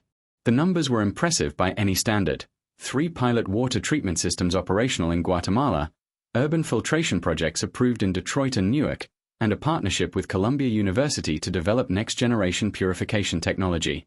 But the real measure of their success wasn't in the spreadsheets, it was in the photos Marcus had sent from their latest installation, showing children drinking clean water from wells that hadn't existed 7 months ago. The Guatemala expansion is ahead of schedule, Aisha was saying, her confidence evident in every word. We're serving 12,000 people now, with plans to reach 25,000 by year's end. The urban projects are generating interest from mayors in 6 additional cities. Jonathan watched from the back of the room, still amazed by the transformation he'd witnessed in both Aisha and himself over the past months. The woman who'd once struggled to remove a visitor's badge was now directing projects worth millions of dollars, commanding rooms full of engineers and environmental scientists with expertise that couldn't be questioned. More importantly, she was happy. Not just professionally satisfied, but genuinely joyful in a way that radiated from her like light. She'd moved into a small apartment in Brooklyn, walking distance from their offices, and had slowly rebuilt not just her career but her sense of herself as someone whose work could transform the world. The meeting concluded with plans for next month's site visit to Guatemala, where they would assess expansion opportunities and meet with community leaders who'd become partners rather than recipients of their work. It was the kind of collaborative approach that traditional aid organizations often struggled with, but that felt natural when your goal was sustainable change rather than temporary relief. As the team dispersed to their various projects, Aisha lingered at the conference table, reviewing notes with the focused attention Jonathan had learned to recognize as a processing mode. 6 months of working together had taught him to read her moods, her thinking patterns, the subtle signs that indicated when she was solving problems in her head. "Good presentation," he said, approaching the table with 2 cups of coffee. Fair trade, organic, purchased from a local roastery that employed formerly homeless individuals. Their office coffee was more expensive than Sterling Enterprises' imported Italian espresso, but it tasted better because it came without the aftertaste of exploitation. "Thank you," Aisha said, accepting the coffee with a smile that still made Jonathan's chest tighten with emotions he was still learning to navigate. "I think the board is satisfied with our progress." Their board was different from Sterling Enterprises' collection of wealthy investors. It included Marcus, Dr. Patricia Morrison from the consulting firm that had originally interviewed Aisha, 2 community organizers from Detroit, and a former EPA administrator who'd left government work to focus on practical solutions. They measured success in water quality improvements and community empowerment rather than stock price appreciation. "More than satisfied," Jonathan said. Dr. Morrison mentioned that our Guatemala model is being studied by 3 other organizations. "We might have accidentally started a movement." Accidentally? Jonathan considered the question seriously. Maybe not so accidentally. Maybe we knew this would happen if we did the work right. The past 6 months had been the most challenging and rewarding of Jonathan's life. Leaving Sterling Enterprises hadn't been as dramatic as he'd expected. The board had accepted his resignation with relief rather than recrimination, and the transition to new leadership had proceeded smoothly. His former colleagues seemed to view his career change as either admirable idealism or elaborate midlife crisis, but their opinions mattered less than he'd anticipated. What mattered was the work itself, and the daily satisfaction of using his business expertise to solve problems that actually needed solving. Sterling Water Solutions operated on smaller profit margins than his previous company, but generated the kind of value that couldn't be measured in quarterly reports. Most importantly, it had brought him and Aisha together in ways that went far beyond professional collaboration. "Are you ready for Guatemala?" Aisha asked, gathering her presentation materials with the efficiency she'd developed for managing multiple complex projects simultaneously. "Are you?" Jonathan replied. "It'll be your first time seeing the original installations." "I'm nervous," Aisha admitted. "Excited, but nervous. These communities have been so generous in working with us, and I want to make sure our expansion plans serve their needs rather than just our vision of what help should look like." It was exactly the kind of perspective that had made their partnership successful. Aisha approached every project with humility about the limits of outside intervention and deep respect for local expertise. She'd learned Spanish during their first month of operations, spending evenings with language apps and conversation partners, determined to communicate directly with the communities they served. Jonathan had fallen in love with her dedication before he'd admitted to himself that he was falling in love with her. "They're going to adore you," he said. Marcus says the community leaders specifically requested to meet the engineer who designed the filtration improvements. It was a team effort, Aisha protested, but Jonathan could see her pleasure at the recognition. Their relationship had developed slowly, carefully, with the kind of deliberate attention they brought to their water treatment systems. Both of them had been cautious about mixing professional collaboration with personal attraction, aware that their working partnership was too valuable to risk on romantic complications. But some connections proved stronger than caution. It had started with late nights in the office, working side by side on project proposals and funding applications. Then dinners that began as business meetings but evolved into conversations about everything except work. Walks through Brooklyn neighborhoods where they discovered shared interests in architecture, literature, and the kind of small community gardens that transformed urban spaces with the same gentle persistence they brought to their environmental work. The first time Jonathan had kissed her, they'd been standing on the roof of their office building, looking out over the lights of Manhattan while discussing plans for expanding their urban water projects. She'd been explaining the chemistry of contamination remediation when he'd realized that listening to her talk about molecular filtration was the most romantic experience of his life. "I'm in love with you," he'd said, interrupting her explanation of ion exchange processes. "I know," she'd replied, then smiled at his expression. "I've been waiting for you to figure it out." "How long have you known?" "Since that first conversation in the lobby," Aisha had said. "Not that I loved you then, but that I could. That you were the kind of person worth loving." The memory still made Jonathan smile, even months later. They'd approached romance with the same thoughtful planning they brought to their environmental projects, discussing expectations, establishing boundaries, making sure their personal relationship enhanced rather than complicated their professional partnership. It worked because they were building something together that was larger than either of them individually, something that gave their personal connection a foundation of shared purpose and mutual respect. What do you think makes the difference between relationships that enhance each other's dreams and those that require choosing between love and purpose? Can two people really build something greater than the sum of their individual ambitions? "Speaking of Guatemala," Jonathan said, settling into the chair beside Aisha, "Marcus called this morning with an update from the field. The new wells are exceeding projected output, and the community training programs are so successful that they're getting requests from neighboring villages." Requests for what? To learn how to implement similar systems independently. They want to become trainers themselves, help other communities develop water solutions without waiting for outside organizations. Aisha's face lit up with the kind of joy that never failed to remind Jonathan why he'd fallen in love with her. That's perfect. That's exactly what sustainable development should look like, communities becoming self-sufficient rather than dependent. Marcus wants to set up a regional training center. He's asking if we can fund expanded facilities and a more comprehensive curriculum. How much? $500,000 over 2 years. Aisha whistled softly. 6 months ago, $500,000 would have been an impossible sum, the kind of money that existed only in theoretical conversations about what they might accomplish someday. Now it was a significant but manageable investment, well within the range of Sterling Water Solutions' growing budget. The transformation still amazed both of them, how quickly meaningful work could attract meaningful funding when it was managed by people who understood both the technical challenges and the human elements of environmental improvement. "I think we should do it," Aisha said without hesitation.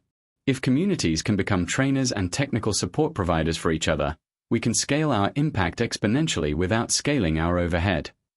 My thoughts exactly, Jonathan said. Want to call Marcus together and tell him yes. They placed the call on speaker, reaching Marcus at his temporary office in a community center that had become the hub for their Guatemala operations. His voice came through clearly, along with background sounds of children playing and adults engaged in animated conversation. Jonathan. Aisha. Perfect timing. I'm sitting here with Elena Rodriguez, who runs the Community Development Program, and Miguel Santos, our head technical trainer. They want to talk to you about the training center proposal. For the next 30 minutes, they discussed logistics, timelines, and curriculum development with community partners whose expertise had become integral to their project's success. Elena and Miguel spoke with authority about local needs and resources, offering suggestions for program improvements that none of them would have considered from their Brooklyn office. It was exactly the kind of collaborative relationship that Aisha had hoped for when she'd first talked about communities becoming self-sufficient rather than dependent. Instead of outside experts imposing solutions, they were supporting local leaders in developing and sharing their own innovations. This is incredible, Aisha said after they'd ended the call. Elena's suggestion about linking the training programs with microfinance initiatives could revolutionize how we think about sustainable development funding. It's brilliant, Jonathan agreed. And it came from someone who understands the economic realities better than we ever could from here. They spent the rest of the morning revising their Guatemala expansion proposal, incorporating suggestions from their community partners and developing budget projections for the training center. It was detail-oriented work, requiring the kind of careful attention to both technical specifications and cultural sensitivity that had become their specialty. But it was also joyful work, the kind of problem-solving that felt like play rather than obligation. By lunchtime, they'd created a comprehensive plan that could potentially serve 50,000 people over the next 5 years while building local capacity for ongoing expansion and maintenance. It was ambitious but achievable, grounded in proven technology and community partnerships that had already demonstrated their effectiveness. Lunch. Jonathan asked as Aisha saved their final draft to the shared server. Actually, Aisha said, checking her phone, I have a call with the Detroit project team in 20 minutes. Rain check. Of course. But dinner tonight? There's something I want to discuss with you. Something in his tone made Aisha look at him more carefully. Good something or concerning something? Definitely good, Jonathan said with a smile that suggested he was planning something significant. Meet me at 7. That place in Red Hook with the view of the harbor. It's a date, Aisha said, then paused at her choice of words. Even after months of dating, she sometimes found herself surprised by the normalcy of their relationship, the way love had grown naturally from mutual respect and shared purpose, without the drama or uncertainty that had characterized her previous romantic experiences. Jonathan made her feel seen and valued in ways that went beyond professional appreciation or physical attraction. He listened to her ideas with genuine interest, supported her ambitions without trying to manage them, and brought out aspects of her personality that had been dormant during the months of survival mode. More importantly, he'd shown her that it was possible to build a life around work that mattered, that financial security and moral purpose weren't mutually exclusive, that love could be the foundation for creating something larger than either of them could accomplish alone. That evening, Aisha arrived at the restaurant to find Jonathan already seated at a table overlooking New York Harbor, where the lights of Manhattan reflected off the water like scattered stars. He'd chosen a spot that offered privacy while maintaining the kind of view that made Brooklyn feel like the center of the universe rather than Manhattan's quieter neighbor. You look nervous, Aisha observed as she settled into her chair. Should I be worried? Not worried, Jonathan said, reaching across the table to take her hand. But maybe prepared for a conversation that could change things. Change them how? Jonathan took a breath, clearly working up to something significant. I've been thinking about our conversation with Marcus and Elena today, about the training center and the expansion plans, about how much we've accomplished in 6 months and how much more we could accomplish with the right structure. Okay. I want to ask you to marry me, Jonathan said, then immediately continued before she could respond. Not because of the business, not because it would be convenient or practical, but because I can't imagine building this life with anyone else. Because you make me better at everything I do, and because I love you in ways I didn't know were possible. Aisha felt her breath catch, not with surprise. She'd sensed this conversation was coming, but with the overwhelming rightness of the moment. 6 months ago, she'd been struggling to survive day by day, measuring success in terms of finding safe places to sleep and enough food to eat. Now she was being proposed to by a man she loved, in a life built around work that could transform thousands of other lives. Yes, she said simply. Of course, yes. Jonathan reached into his jacket and pulled out a small box, opening it to reveal a ring that was beautiful but not ostentatious, a simple solitaire diamond set in recycled gold, purchased from a jeweler who sourced stones through ethical supply chains. I know it's not the kind of ring you might have imagined, he began, but Aisha stopped him with a kiss that tasted like salt air and possibility. It's perfect, she said when they finally separated. Everything about this is perfect.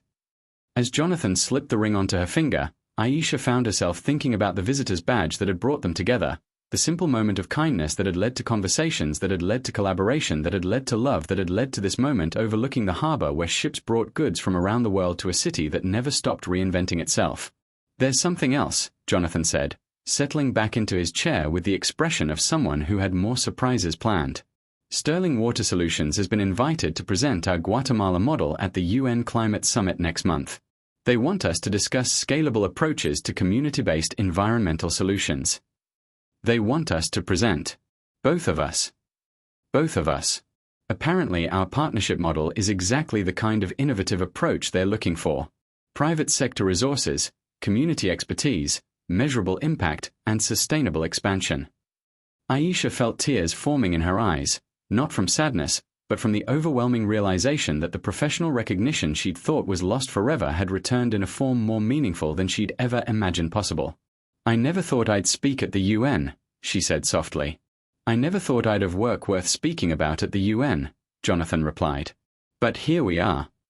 They ordered dinner and champagne, celebrating their engagement and their professional recognition and the strange series of coincidences that had led from a chance encounter in a corporate lobby to a life built around love and meaningful work. As the evening progressed, they found themselves talking about the future with the kind of detailed planning that comes naturally to people who've learned to turn dreams into practical action. Wedding plans that would incorporate their extended community of colleagues and project partners. Expansion ideas for Sterling Water Solutions that could serve hundreds of thousands of people over the next decade. Personal goals that balanced professional ambition with the kind of relationship that enhanced rather than competed with their shared work. Do you ever think about that morning in the elevator? Aisha asked as they shared dessert and watched boats move across the harbor. How different everything could have been if we'd just nodded politely and gone our separate ways. I think about it constantly, Jonathan said. I think about how close I came to missing the best thing that ever happened to me. The best thing that ever happened to you was getting stuck in a crowded elevator with a desperate woman who needed help with her visitor's badge. The best thing that ever happened to me, Jonathan said seriously, was meeting someone who reminded me that success without meaning is just expensive emptiness. Everything else, the company, the projects, the life we're building, came from that first conversation. Aisha considered this, thinking about the title of their story and the mistake that had changed everything. What was the mistake, do you think? The hug itself, or everything that led up to needing to be hugged? I think the mistake, Jonathan said slowly, was believing that connection and purpose were luxuries I couldn't afford. That successful people had to choose between financial security and meaningful relationships, between professional achievement and moral responsibility. Definitely good, Jonathan said with a smile that suggested he was planning something significant. Meet me at 7. That place in Red Hook with the view of the harbor.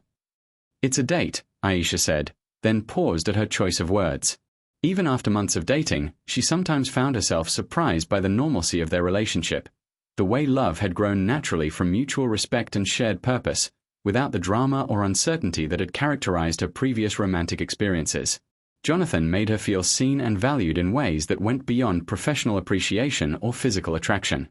He listened to her ideas with genuine interest, supported her ambitions without trying to manage them, and brought out aspects of her personality that had been dormant during the months of survival mode.